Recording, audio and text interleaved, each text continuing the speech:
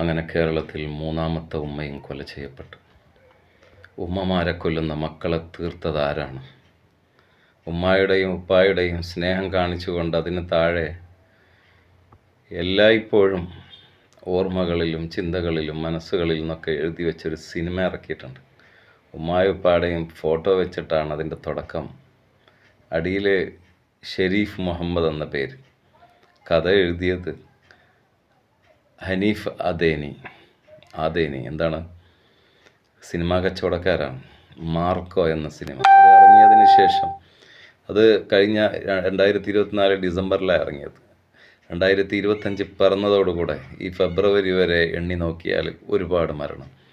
3 ഉമ്മമാരെ നിഷ്ഠൂരമായി മക്കൾ കൊന്നിരിക്കുകയാണ്. എല്ലാം മുസ്ലിം പേരുകൾ.